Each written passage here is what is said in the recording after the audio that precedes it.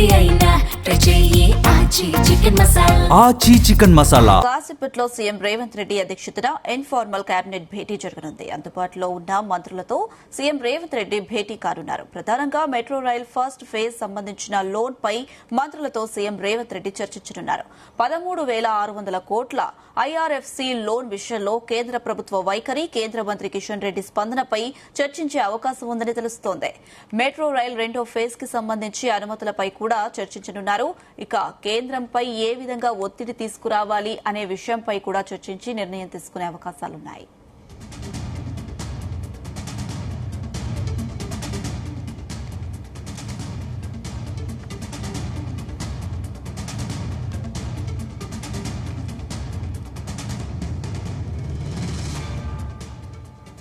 ఇదే అంశానికి సంబంధించి మరిన్ని అప్డేట్స్ మా బ్యూరో చీఫ్ నరేందర్ సచివాలయం నుంచి లైవ్ ద్వారా అందిస్తారు. సార్ నరేందర్. ఎస్, మరి కాసేపట్లోనే ఇన్ఫార్మల్ క్యాబినెట్ సమావేశం కొనసాగుతుంది. ఇది 11:30కి ఎగ్జాక్ట్లీ స్టార్ట్ అయ్యే అవకాశం ఉంటుంది. దీనికి సంబంధించినటువంటి విధి విధానాలు అన్ని కూడా ఇప్పటికే మంత్రులకు సూచించడం జరిగింది. ఇది క్యాబినెట్ సమావేశం కాదు కాబట్టి అధికారులు ఎవరు కూడా ఇందులో పాల్గొనడానికి అవకాశం లేదు. కేవలం మంత్రులు, అదేవిధంగా ప్రభుత్వ సలహాదారులు వీళ్ళందరూ కూడా రేవంత్ రెడ్డి అధ్యక్షతన ఈ క్యాబినెట్ సమావేశం జరుగుతుంది. ఇందులో చాలా అంశాలు కూడా ఉంటాయి. ఇందులో ప్రధానంగా మెట్రోకు సంబంధించినటువంటి అంశం మీద ఇక్కడ చర్చ జరిగే అవకాశం ఉంటుంది. ఎందుకంటే దీనికి సంబంధించినటువంటి దాంట్లో చాలా అంశాలు ఇందులో ఉన్నాయి. ఇక్కడ 13,600 కోట్లకు సంబంధించినటువంటి అంశం ఉంది. ఐఆర్ఎఫ్సికి సంబంధించినటువంటి లోను సంబంధించి ఫస్ట్ ఫేజ్కు నిధుల సేకరణకు సంబంధించి ఇప్పటికే కేంద్రం దోబూచులాడుతుంది. దీనికి సంబంధించి ఇప్పటికే కిషన్ రెడ్డి, అదేవిధంగా రేవంత్ రెడ్డి మధ్య డిస్టర్బెన్స్ ఉన్నటువంటి వాతావరణం మనం చూస్తున్నటువంటి నేపథ్యం కూడా ఉంది. ఇందుకు సంబంధించినటువంటి అంశం మీద ప్రధానంగా చర్చ జరిగే అవకాశం ఉంటుంది. అదే సమయంలో రెండో దశకు సంబంధించి మెట్రో దాని మీద అనుమతుల కోసం కూడా ఎట్లా తీసుకురావాలి, కేంద్రం దగ్గరికి వెళ్ళి మంత్రులు సీఎం రేవంత్ రెడ్డితో సహా గట్టిగానే ఫైట్ చేయాలన్నటువంటి ఆలోచన కూడా ఇందులో చర్చించే అవకాశం అయితే కనిపిస్తుంది. ఈ ప్రధానంగా మెట్రోకి సంబంధించినటువంటి విధానం, దానికి సంబంధించినటువంటి లోను, వీటన్నిటి మీద కూడా గడిచిన వారం 10 రోజుల నుంచి గొడవ జరుగుతున్నటువంటి పరిస్థితి మనం చూస్తున్నటువంటి నేపథ్యం కూడా ఉంది. ఇందుకు సంబంధించినటువంటి అంశం మీద ప్రధానంగా చర్చ జరుగుతున్నటువంటి నేపథ్యం కూడా ఉంది. అదేవిధంగా మెట్రో రైలుకి సంబంధించినటువంటి ఈ డిస్కషన్ కాసేపు జరిగిన తర్వాత మిగతా అంశాలు కూడా ఉన్నాయి. రైతు భరోసాకు సంబంధించినటువంటిది 5వ విడత జరగబోతుంది. ఈ 5వ విడతకు సంబంధించినటువంటి దాంట్లో ఈ నెల 26వ తేదీన మదిరలో జరిగేటువంటి రైతు భరోసా కార్యక్రమాన్ని మళ్ళీ స్టార్ట్ చేయబోతున్నారు. ఇప్పుడు రబీకి మాత్రమే ఇచ్చినటువంటి నేపథ్యంలో ఇప్పుడు ఖరీఫ్ సీజన్ స్టార్ట్ కావాల్సినటువంటి నిధులు దాదాపు 9,000 కోట్ల రూపాయల దాకా 9 విడతల్లో ఇవ్వాలన్నటువంటి ఆలోచన రాష్ట్ర ప్రభుత్వం చేస్తుంది. ఇందుకు సంబంధించి మనం చూసాం 2 ఎకరాలకు మాత్రమే రాష్ట్ర ప్రభుత్వం ఇచ్చినటువంటి నేపథ్యాన్ని మనం చూసాం. ఇప్పుడు ఈ దఫలో ఎక్కువ ఎకరాలు ఉన్న వాళ్ళకు కూడా ఇవ్వాలన్నటువంటి ఆలోచన చేస్తున్నట్టుగా కూడా సూత్రప్రాయంగా తెలిసింది. ఈ విషయం కూడా ఇన్ఫార్మల్ క్యాబినెట్ సమావేశంలో రేవంత్ రెడ్డి వాళ్ళతో షేర్ చేసుకున్నటువంటి అవకాశం అయితే మనకు కనిపిస్తుంది.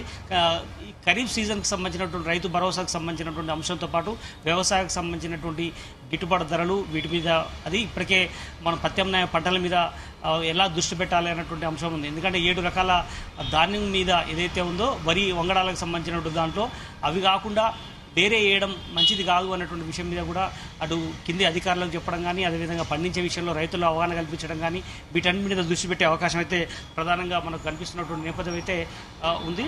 అయితే మనం అర్థం చేసుకోవచ్చు, మొత్తం 69 లక్షల మందికి సంబంధించినటువంటి రైతుల అకౌంట్లో పడబోతున్నటువంటి నేపథ్యంలో దీనికి సంబంధించి విధి విధానాలు తీసుకున్నటువంటి అవకాశం అయితే కనిపిస్తుంది. ఇక ఇరిగేషన్ సంబంధించినటువంటి అంశం కానీ, అదేవిధంగా మిగతా సాగునీటికి సంబంధించినటువంటి ప్రాజెక్టులకు సంబంధించి పాలమూరు రంగారెడ్డి ప్రాణహిత చేవేలకు సంబంధించినటువంటి దాని మీద, అదేవిధంగా మహారాష్ట్ర నుంచి సంబంధించినటువంటి తొమ్మిడిహట్టికి సంబంధించినటువంటి ఏదైతే ప్రాజెక్టు కట్టాలనుకుని రాష్ట్ర ప్రభుత్వం భావిస్తుందో దానికి సంబంధించినటువంటి అనుమతులు మహారాష్ట్ర ఒప్పుకోకపోతే ఏం చేయాలి అన్నటువంటి దాని మీద ప్రత్యామ్నాయమైనటువంటి ఆలోచన, దానిపైన ఉన్నటువంటి వాద కానీ పెన్గంగా నదుల మీద కూడా 2 బ్యారేజీల నిర్మాణం చేపట్టాలన్నటువంటి ఆలోచన కూడా రాష్ట్ర ప్రభుత్వం చేస్తుంది. అందుకు సంబంధించినటువంటి అనుమతులు వీటన్నిటి మీద కూడా ప్లాన్ చేస్తున్న నేపథ్యం కూడా ఉంది. అదే రకంగా నామినేటెడ్ పోస్టుల అంశం కూడా ప్రధానంగా ఈ ఇన్ఫార్మల్ క్యాబినెట్ సమావేశంలో జరిగే అవకాశం ఉంటుంది. ఎందుకంటే ఇప్పటికే నామినేటెడ్ పోస్టులు చాలా అంశాలు కూడా ఉన్నాయి. ఎందుకంటే మనం చూసాం 18 మందికి మాత్రమే కార్పొరేషన్ చైర్మన్లకు సంబంధించినటువంటి ఇచ్చారు. మిగతాయి ఇంకా 30-35 దాకా రావాల్సిన అవసరం ఉంది. అది కూడా వచ్చే కొద్ది నెలల్లోనే నింపాలన్నటువంటి ఆలోచన ఉంది.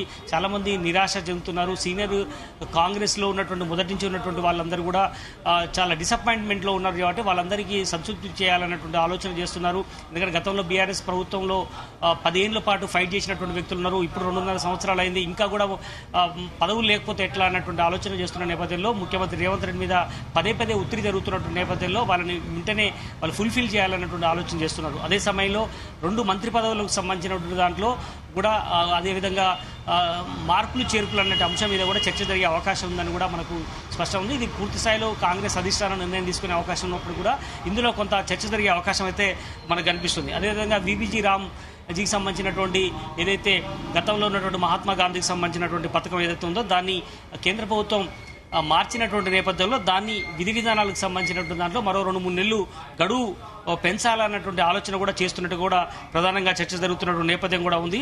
అదే సమయంలో ఇట్లా చాలా అంశాలు కూడా ఇంకా చర్చ అవకాశం ఉంది. మెట్రో రైలుకి సంబంధించినటువంటి అంశంతో పాటు మిగతా అంశాలు కూడా ఇందులో ప్రధానంగా చర్చ జరిగే అవకాశం ఉంది. ముఖ్యంగా రీసెంట్గా పలు అంశాలు రాజకీయాలకు సంబంధించినటువంటి బీఆర్ఎస్ కానీ బీజేపీ ఆరోపణ చేస్తున్నటువంటి నేపథ్యాలు కూడా ఉన్నాయి. వీటికి సంబంధించినటువంటి అంశాల మీద కూడా ప్రధానంగా చర్చ జరిగే అవకాశం ఉంటుంది.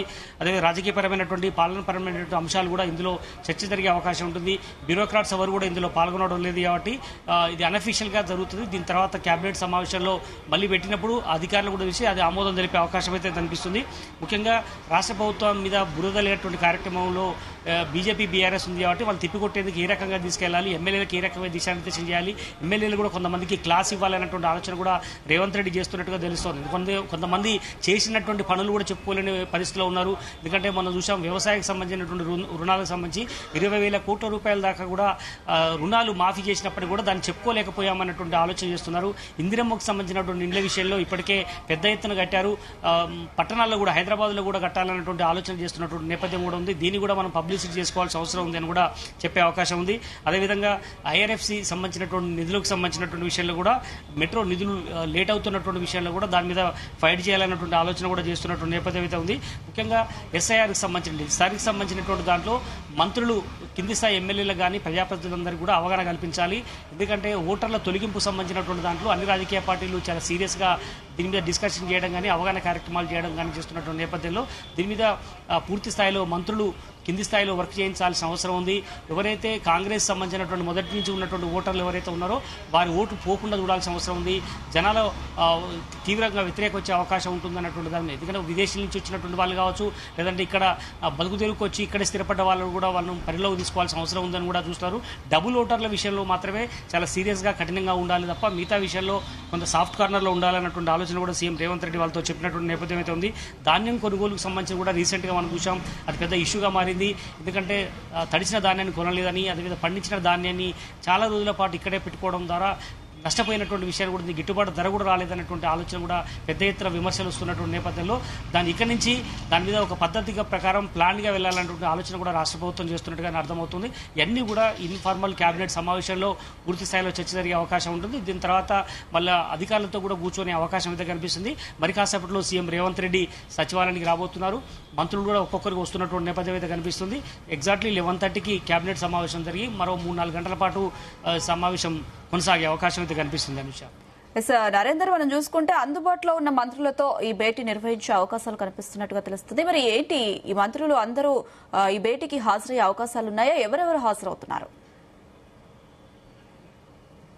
ఇది ఇన్ఫార్మల్ కేబినెట్ సమావేశం కాబట్టి అయినప్పటికీ కూడా అందరూ వచ్చే అవకాశం అయితే కనిపిస్తుంది. కేబినెట్ సమావేశానికి ఇన్ఫార్మల్ కేబినెట్ సమావేశానికి తేడా మనం అర్థం చేసుకోవాలి. ఈ మధ్య కాలంలో రేవంత్ రెడ్డి ఎప్పుడు కూడా సెక్రటరియట్లో ఇన్ఫార్మల్ కేబినెట్ సమావేశం ఎప్పుడు పెట్టలేదు. ఇంట్లో 1-2 సార్లు పెట్టుకున్నారు. అప్పుడు కొంతమంది హాజరయ్యారు, కొంతమంది హాజరు కాలేదు మంత్రులు. కానీ ఈరోజు దాదాపు అందరూ హాజరయ్యే అవకాశం అయితే కనిపిస్తుంది. ఇప్పుడు బ్యూరోక్రాట్స్ మాత్రం హాజరు కారు. దాని తర్వాత మళ్ళీ రమ్మన్నప్పుడు వాళ్ళు ఐఏఎస్ ఆఫీసర్లు, ప్రిన్సిపల్ సెక్రటరీగా ఉన్నటువంటి వాళ్ళు, ఆయా శాఖలకు సంబంధించినటువంటి వాళ్ళు తర్వాత జాయిన్ అవుతారు. ముందు మాత్రం మంత్రులందరితో రేవంత్ రెడ్డి ప్రభుత్వ సలహాదారులు కూడా ఉంటారు.